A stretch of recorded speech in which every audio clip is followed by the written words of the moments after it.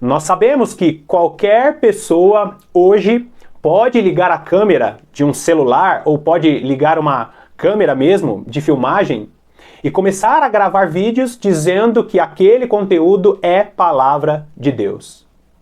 E eu tenho recebido ao longo desses meses muitos relatos escritos aqui no canal e relatos pessoais sobre se o que nós estamos ensinando aqui no canal realmente é palavra de Deus.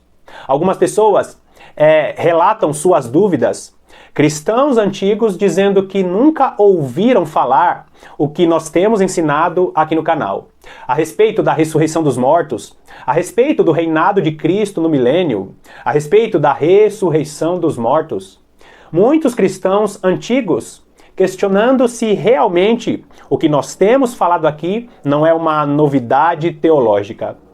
E é sobre isso que nós vamos falar um pouquinho no vídeo de hoje. Será mesmo que os ensinamentos que nós temos apresentado aqui são novidades teológicas? Seja muito bem-vindo a mais um vídeo do canal A Lâmpada para os Meus Pés.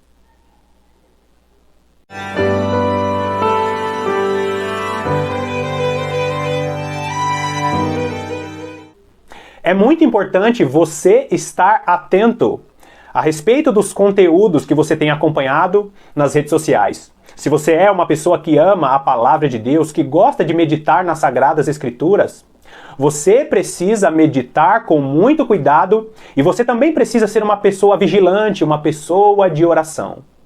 Nós sabemos que todos aqueles que estão diante do Senhor em oração todos os dias, o Senhor Deus não vai deixá-los enganados. Todos aqueles que amam a palavra de Deus e oram todos os dias receberão essa revelação maravilhosa. Agora, será mesmo que tudo o que nós temos falado aqui no canal realmente é da parte de Deus? Será mesmo que os ensinos que nós temos apresentado aqui são ensinos que condizem com a palavra de Deus? Bom, eu vou ler agora para você um trecho do livro de Justino Mártir, no Diálogo com Trifão, que diz assim: Trifão faz o seguinte questionamento: Dize-me, porém, vós realmente confessais que a cidade de Jerusalém será reconstruída, e esperais que aí vosso povo irá reunir-se e alegrar-se com Cristo, com os patriarcas, os profetas e os santos de nossa descendência, e até com os prosélitos que viveram antes da vinda do vosso Cristo? Ou chegaste a essa conclusão somente para dar impressão de que ganhavas de nós a todo custo na discussão? Então aqui nós vemos primeiro o filósofo, um filósofo da época, um filósofo do segundo século, questionando Justino Mártir. Será mesmo que você acredita nisso? Nisso que você está pregando? Que Cristo, que nós vamos nos alegrar, que vocês vão se alegrar, vão se reunir com Cristo? Você acredita mesmo nisso? Ou você está fazendo isso só para mostrar para as pessoas que você está ganhando a discussão? E olha a resposta de Justino Mártir. Justino respondeu: de minha parte, eu e alguns outros cristãos de mentalidade correta não só admitimos a futura ressurreição da carne, mas também 1000 anos em Jerusalém reconstruída, embelezada e aumentada, como prometem Ezequiel, Isaías e os outros profetas. Eu acabei de ler para você, um trechinho do livro de Justino Mártir, Diálogo com Trifão. Justino Mártir foi um servo do Senhor do segundo século. E nós precisamos compreender muito bem isso, queridos. Por quê?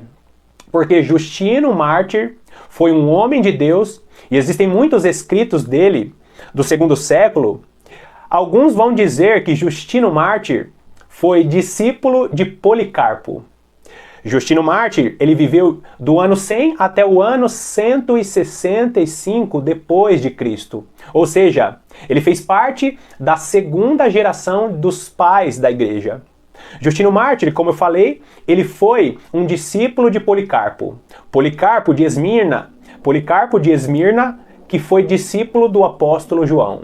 Ou seja, nós vemos aqui que o pensamento dos pais da igreja, que foram ali discipulados pelo próprio apóstolo João, que andou com Cristo, Era um pensamento de reino milenar, né, que era o reino de Cristo na terra, um reino literal, um reino com uma Jerusalém reconstruída, a igreja reinando com o nosso Senhor Jesus Cristo, como o próprio texto que eu acabei de ler para você, né, esse trecho do relato de Justino Mártir, de que eles acreditavam de uma ressurreição na carne, ou seja, Deus não vai aniquilar o nosso corpo, Deus ele vai ressuscitar, ele vai revestir este corpo, corruptível de uma incorruptibilidade.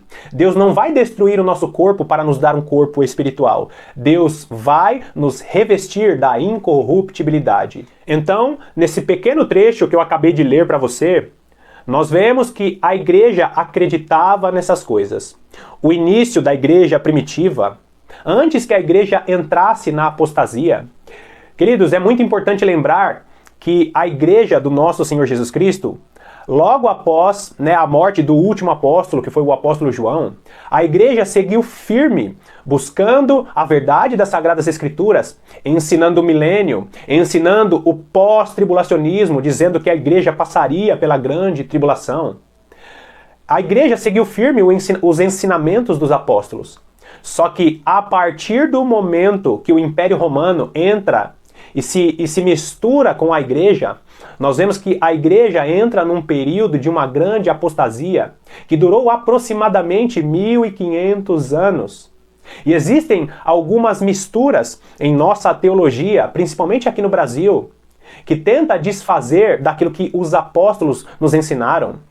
Como eu falei, nós vimos aqui um trecho apenas de Justino Mártir, que fez parte ali do grupo chamado de Os Pais da Igreja. E se você pesquisar Justino Mártir, Policarpo e vários daqueles chamados de pais da igreja, se você ler textos a respeito destes homens, você vai ver que tudo aquilo que nós temos ensinado aqui no canal, A Lâmpada para os Meus Pés, está condizente com o que a igreja primitiva acreditava.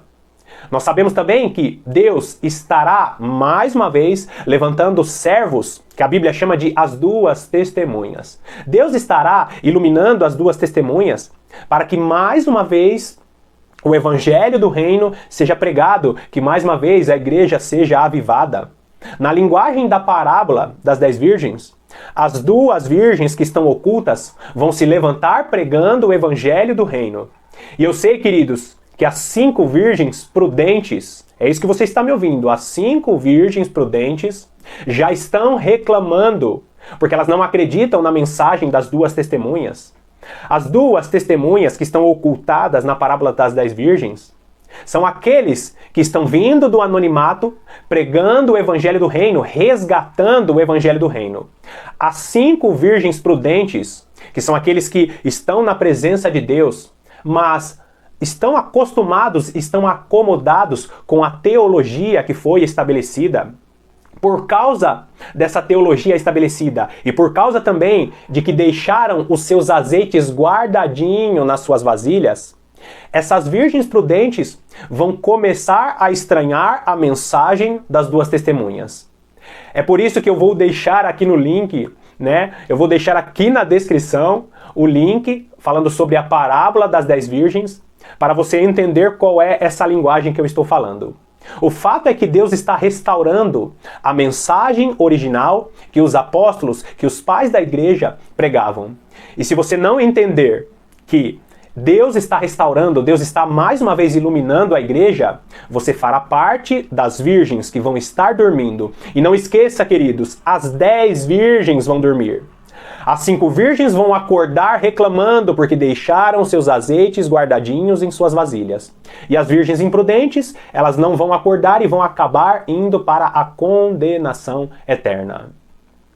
Bom, mais uma vez eu quero te agradecer pela sua companhia. Continua aí firme, meditando conosco, conferindo tudo na palavra de Deus e não deixe de colocar à prova tudo que eu tenho falado aqui no canal. Deus está se revelando aos servos que meditam com sinceridade e que colocam essa meditação em oração todos os dias. Que Deus te abençoe ricamente e eu te aguardo nas próximas meditações.